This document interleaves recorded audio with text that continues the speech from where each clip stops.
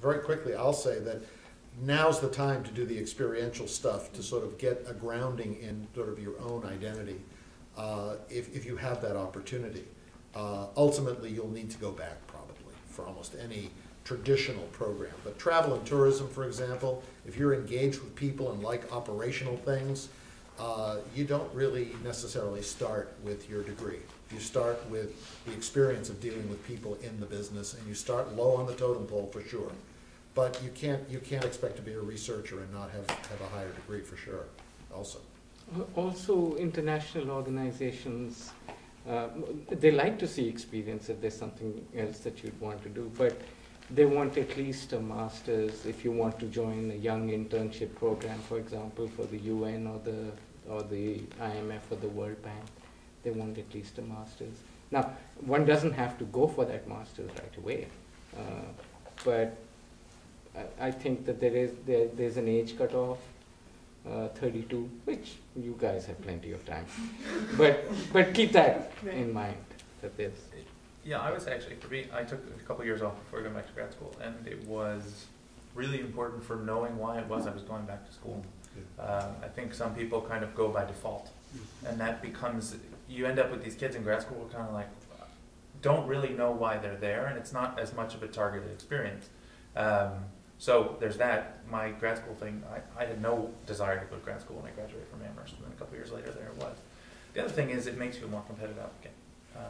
If down the line, you'll know more what you want, you'll have these experiences to say, when I was doing this kind of work in New York or wherever you are, or abroad, it makes you look better. So your doors, I think, will open if you can figure it out. I think it also contributes to the quality of the work you'll do in your academics, in your graduate work, if you have some experience under your belt as a reference point. You look at the Center for International Education at UMass, which is a pretty high up program for international people in international educational issues, and most of those people have been out in the world quite a bit actually, and the degree of engagement with the academic piece is really quite high because of that.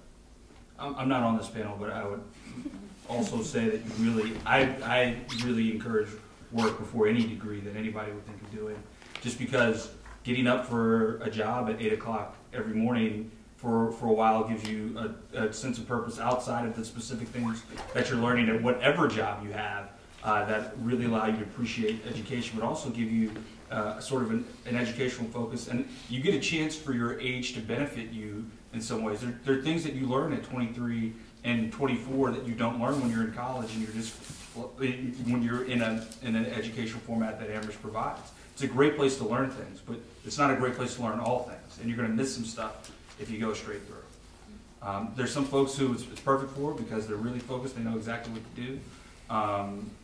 Even the problem is even people who think they know exactly what they want to do don't always know exactly what they want to do. And sometimes the best experience is a job that you hate, and you find out exactly the thing that you do not want to do, that you're not good at, or you learn the skills that you really need, and exactly, to piggyback, exactly what you do, what you're going to school for, what you're going to school to learn. So I would heavily recommend a couple of years of work.